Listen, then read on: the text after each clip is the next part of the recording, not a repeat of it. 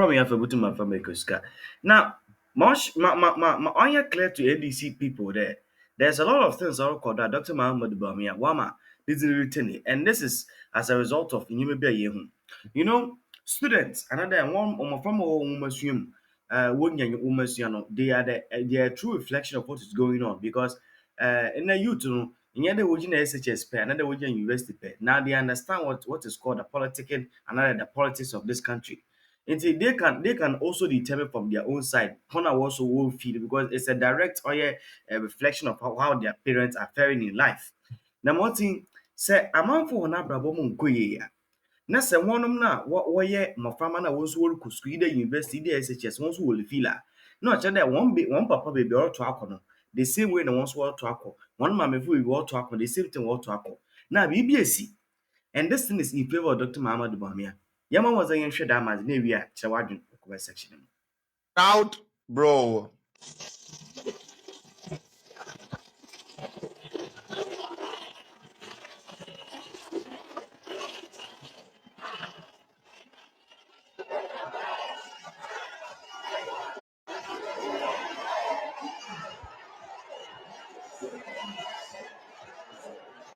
It be massive. And are you surprised? Oh, I'm surprised. Now somebody are from full social media for the. I'm surprised. You will be surprised. That is how the election will surprise you. Oh yeah. Mr. Bawumia says Sini. The honest truth is that I won't be surprised if MPP wins this election. I have said this several times. I will. Don't digress. No, bro. No new friends. No. We stay down for our day ones. No. If you have not been packed, no. Stay there. I am telling you that. We don't I won't be surprised if you won't be surprised. Today you are sitting here.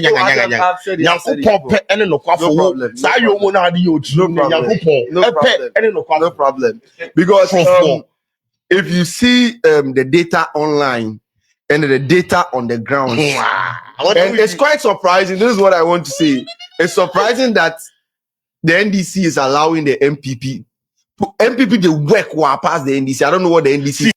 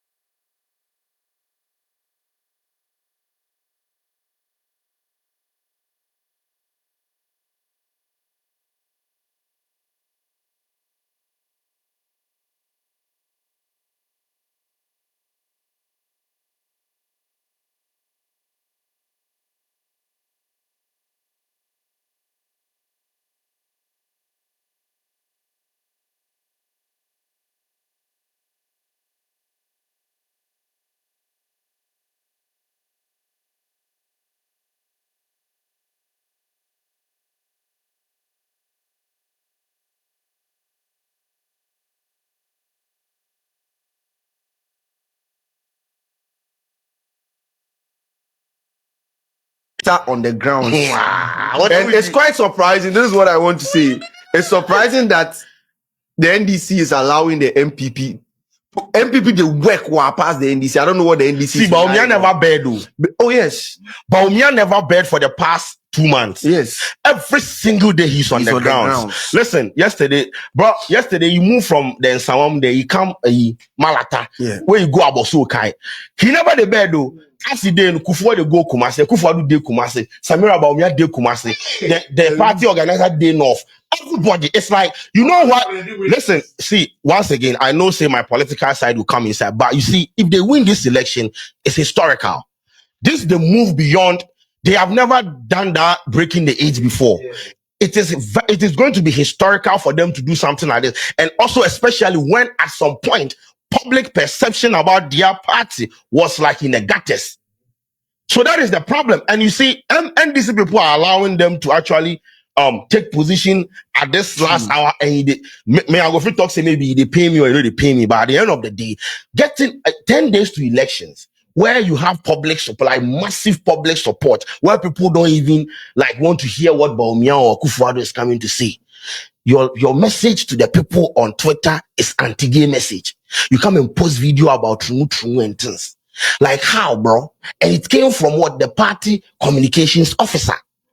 Bro, I can tell you that you can't list more than 10,000 gay people in this country.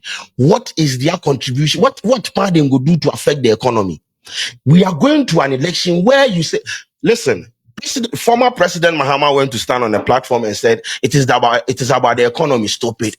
Your campaign message right now is about anti-gay this thing. If it is about the economy, and you know you can actually snatch power from the MPP because of the economy being in shambles, why not trumpet that? Why not hammer on it? Why are you swaying and preaching actually hate message towards a minority group of people? That is the problem, bro. And you see, okay, Mr. Montana Twitter, how no more share TV, train no share a Metro TV, no munya a bukamwa. At this stage of our development, our preferred is 2000 intake. You can imagine the furore this caused. Is this man Wabodamana? You know, what is he talking about? You know, that this, what is the Ghana card? What is system? How could it be so much more valuable? I'll just give you a few reasons. And it wasn't said, you know, cavalierly. There was thinking to that statement, and I wanted people to think about it. For the first time in our history as a country, you know, we have a unique identity system, you know, which is biometric. So we can uniquely identify every individual, whether they are alive or dead, right? We can uniquely identify every individual. So immediately, if you can uniquely identify each individual, the case of ghost names on our public sector payroll will become a thing of the past. Immediately, once we do it, and I'm working with controller here, we're doing a lot of good work on the controller payroll database and cleaning it up. If you look at what has happened recently, National Service Scheme, we found 14,000 ghost workers, saved annually 114 million Ghana cedis to the public exchequer. From 14,000, just from one institution, National Service, 14,000 ghost workers, because we look for unique identity. Just a couple of days ago, SNIT reported finding 27,000 ghost pensions. 27,000 ghost pensions. And they were being paid 327 million Ghana cedis a year. Two institutions, you add a yearly savings that these discoveries have made, just in two institutions, 441 million Ghana cedis. Over 10 years, you are talking of over 4 billion Ghana cedis. This is just two institutions, and you can be sure that when we go through every institution, you will see that we will be able to eliminate all ghost workers thanks to the Ghana card. As a result of the Ghana card, we've made it the tax identification number for everybody. When we came into office in 2017, only 4% of adults in Ghana had a tax identification number. 4%. And you can see most of those are in the formal sector. Not many who will be registered for taxes. We said, let's make the Ghana card number the tax identification number. Immediately we did that. The number of people that have tax identification numbers have suddenly gone up from 4% to 85%. And that is it. So now the taxman knows exactly who has filed, who has not filed at any particular time. And not only do we know them, we also have their digital address, so we know where they live. So tax collection is going to take a different path going forward because we now have the data.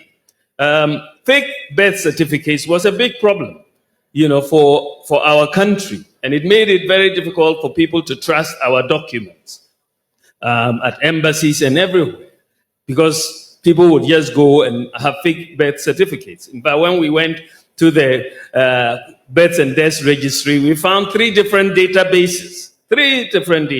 We had to harmonize the databases. But once you have unique identity, you will not have fake birth certificates. There will be no football age versus normal age. That business will come to an end.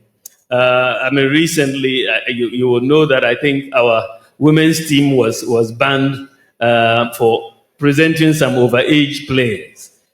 Hopefully, now we are going to strictly require that they bring their Ghana cards before they are going to be registered to play. Today, with your Ghana card, the Ghana card the banks are very happy with it because it gives all the KYC a bank needs. One of the problems we have had is for people to open bank accounts. But today, if you have a Ghana card and a mobile phone, you don't have to fill any form at all. You can just dial a USSD code and put in your Ghana card ID, and a bank account will be open for you, and you can start transactions immediately. So we are bringing in financial inclusion. When we came into office, the proportion of adults with bank accounts was less than 40%. Today, because of mobile money interoperability and the Ghana card, today we have over 90% of adults either having a mobile money account, which is interoperable with a bank account, or a bank account itself. And that is very phenomenal. We have one of the things that has really, since I was at the Bank of Ghana, one of the things that kept eating at us at the bank was the absence of a credit system in Ghana. In many countries, workers don't have to just live on their monthly paycheck because there's a credit system.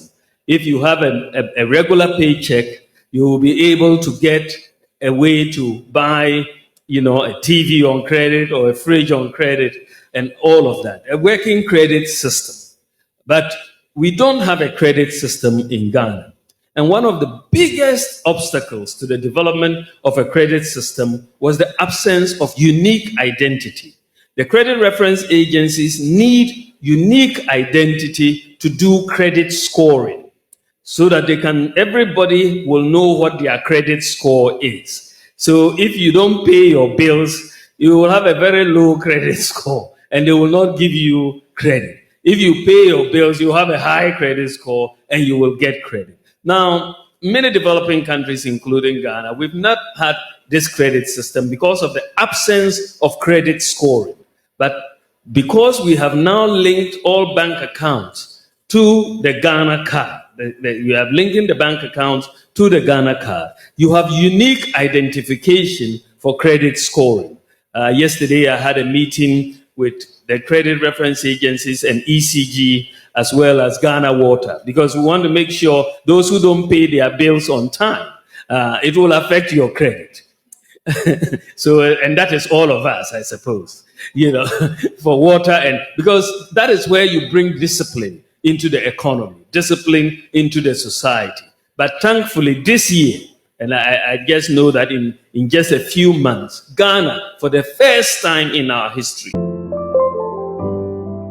TV Ghana, Matoda na Master.